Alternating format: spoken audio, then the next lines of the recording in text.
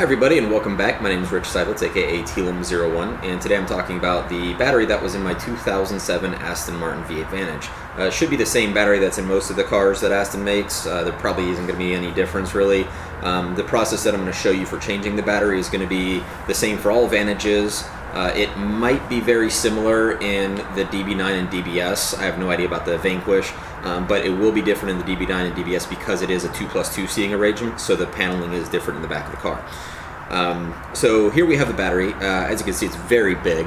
It's 53.5 pounds.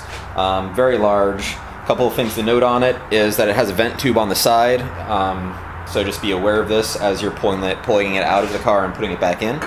And then the other thing is the mounting system. This uses a clamp style mounting system. It's not just a bolt-in affair. You don't just set it into the car and then put over the J-bolts or a strap or anything like that. This actually is clamped into the car. When we're pulling this in and out of the car, you'll see this, and that'll be coming up shortly in the video.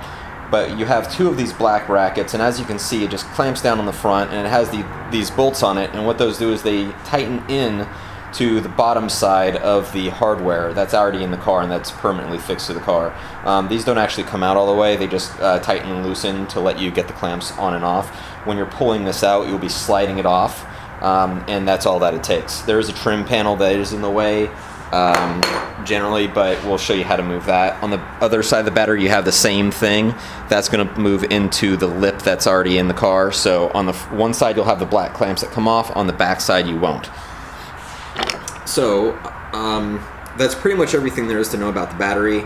To show you some of the things for why they put them where they did, the problem is that there's really nowhere to put it inside the engine bay. I mean, there's a lot of space in here, but for all intents and purposes, putting a battery that big is really going to mess up the packaging of the car. The other thing is that we have a lot of space behind the seats, and so that's where they put it. It also makes it so it's ideal for weight distribution. It puts it low and in the center of the car, so having that much weight down there is going to make things nice and easy. Here you can see that lip that I was talking about to the right, and to the front there's that little line in the front of the tray. That's the sliding line for those black mounting brackets. So this is where the battery sits. It's really not too hard to get to. I took out more stuff than I needed to just to make it easier to pull out, and actually I do recommend doing it this way because the bar that goes across, it's only a few bolts, and once it's out of the way, it's actually a lot easier to move the battery around. So here in a few seconds, I'll go ahead and switch over to show you how to pull the battery out and put it back in again. Alright, so here are the tools that we're going to need. From left to right, we've got a Phillips head screwdriver. We've got a Torx T27 bit on a ratchet.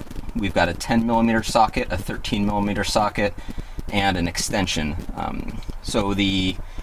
Each of the jobs for these tools, first to get this metal rail out as well as the carpet loosened, is going to be a series of screws that's held in place with Phillips head screws, so that screwdriver will take care of that. The sliding clamps that hold the battery in place are the Torx bit. The 10mm socket are for the bolts that hold the U-clamp over the top of the battery. The extension is to get to the one in the back. And then the 13mm socket is to loosen the terminal clamps that hold the cables onto the terminals of the battery itself. So first thing you're going to notice is that I've already taken out a few things just for the sake of keeping the video short. This is about an hour job. I'm trying to keep the how-to to about 5 minutes. So to get started, all you have to do is you have to remove the parcel shelf that sits right up top. It's easy, you just pull it out. Below that you might have a couple of styrofoam blocks, which you can see down there, sitting on top of and behind the battery, so you just pull those out as well. On the back side of this rail, you're going to have a series of screws that go all the way along. The two that are in front of the battery hold the carpet in place, so when you pull those two out, you'll be able to move the carpet. If you pull all of them out, which I recommend, you can pull out this metal rail. So once you have all those screws out, this metal rail literally just comes right up and out of the way. So these are the two screws that would have held the carpet in place. With those out of the way, we can move that as well. That just pulls right out. And then down here, you can see the clamps that I absolutely hate are these sliding clamps. On top you see that U-brace, the U-shaped brace on top. the first bolt for the brace is going to be down here. It's angled just like the rest of these tightening bolts are. So you can feel it very easily, but basically you just pull that guy out. On the back is where the back side is. You can see it's a bit of a ways down there, so an extension makes quick work of that. Once both of those braces or those bolts are out, you can pull this clamp right out. The hardest part of this whole thing are these sliding brackets. As I showed you at the workbench, these things slide back and forth. The downside is that they only slide so far. So in order to get this off of here, you kind of have to manhandle this trim. You can pull it out this way if you want to. You can loosen it, however you got to do it, but this is going to be probably the hardest thing in my opinion about doing this job.